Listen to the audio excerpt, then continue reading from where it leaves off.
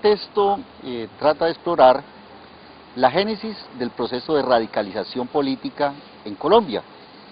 Y en el texto encontramos que gran parte de esa radicalización política que vive el país se debe a la forma como se ha asumido el tratamiento noticioso por parte de los medios de comunicación, en este caso un medio escrito, en el cual pues ha habido demasiados sesgos ideológicos, no se ha presentado una verdad objetiva. ¿Y eso qué ha generado? Ha generado ocultamientos, eso ha generado en un momento dado ocultamiento de las acciones de los grupos armados, y eso da lugar a que el ciudadano común y corriente, como no entiende todo el proceso, tienda a repetir los estereotipos que se repiten en los medios de comunicación. La elección de esos 14 años obedece a la situación que vivía el país y que vivió el país en ese momento, es decir, nosotros terminamos la década de los 80 con lo que Francisco Leal Buitrago llamó al filo del caos, una serie de grupos armados, todos ellos enfrentados contra el Estado y contra ellos mismos, y del cual mucha esa información no estaba a la orden del día para la discusión pública. Creemos nosotros entonces que desde 1990 al 2004 valía la pena revisar cómo se había ido construyendo el accionar de estos grupos. Grupos como las guerrillas, grupos como las autodefensas o grupos de paramilitares, narcotraficantes, la misma acción del Estado a partir de sus fuerzas militares, y entonces del 90 al 2004 nosotros podríamos decir que ahí hay un desenlace que podría mostrarnos una cartografía mucho más clara sobre la situación de estos diferentes grupos. Y lo otro tiene que ver también con el inicio de el cuatrenio presidencial de Álvaro Uribe, ya al 2004 ya van 2 años, que también nos podría dar como una suerte también de claridad sobre este mapa de los grupos violentos que se estaban en ese momento dando en el país. Las fuentes consultadas obedecen inicialmente al periódico El Tiempo. En el periódico El Tiempo, durante el periodo de estudio comprendido, revisamos cerca de unos 8.000 columnas de opinión y revisamos el correo del Tiempo, es decir, donde los ciudadanos escriben y dan sus opiniones sobre temas, en este caso particulares, de estudio. Podemos agregar que también se revisaron las editoriales, algunas también, digamos, se revisó también titulares. ¿Por qué? Pues, digamos, porque a mí me parece que a través de los titulares se busca en un momento dado que la opinión pública se concentre en unos hechos más que en otros. Entonces, de acuerdo como al tamaño de las letras, un poco también se miraba a veces el número de columnas.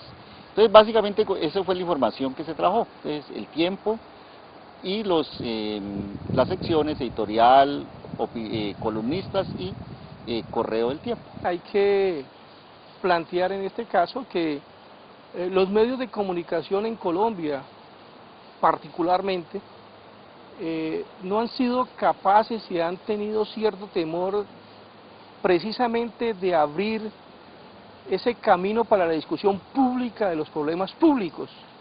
Y en ese sentido lo que ha pasado y lo que hemos podido observar es que ha habido un cierto unanimismo alrededor de sectores que defienden el statu quo colombiano.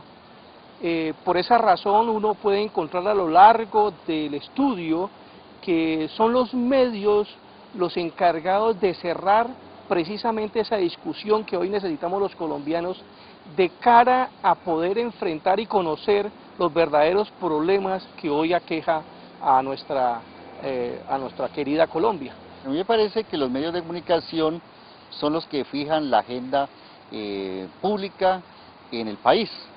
De una u otra forma, los medios escritos, los medios radiales o los medios televisivos, en un momento dado, al privilegiar determinado tipo de situaciones, determinado tipo de hechos, son los que van a determinar sobre qué debe ocuparse la opinión pública. Entonces encontramos pues que la prensa escrita en Colombia juega un rol o un papel muy importante en la determinación de los hechos o situaciones políticos que se dan en el país y con su tratamiento en un momento dado hacen, como decía inicialmente, que se invisibilice o se remarque o se recalque algún grupo en particular y en algunos casos se oculte la responsabilidad de otros.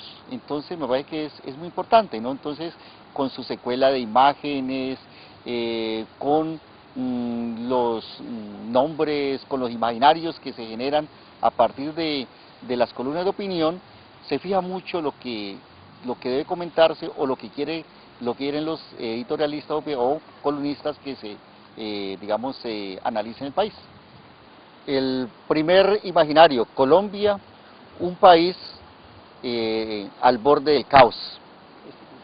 Al borde del caos. Bueno, el segundo imaginario que se trabaja allí, la guerrilla, el origen de todos los males del país. El tercero, los narcos, es mejor no torear esa culebra. Cuarto, invisibilizando a los paramilitares. El quinto imaginario es en espera de un Mesías, lo que hablamos ahora de Uribe, y el sexto, los sindicalistas, periodistas, defensores de derechos humanos, áulicos de la guerrilla. En los 90 estuvo marcado por una serie de hechos, por una serie de masacres protagonizadas por los grupos paramilitares conocidas en el país, conocidas internacionalmente, y los medios de comunicación nunca informaron sobre la real dimensión de estas masacres. Igualmente la guerrilla, diría yo, en una contestación a estas masacres de paramilitares también, bañaron de sangre el país, y vamos a ver que a la guerrilla sí se le dio toda la prensa en términos de buscar en él el culpable de todos los males de este país.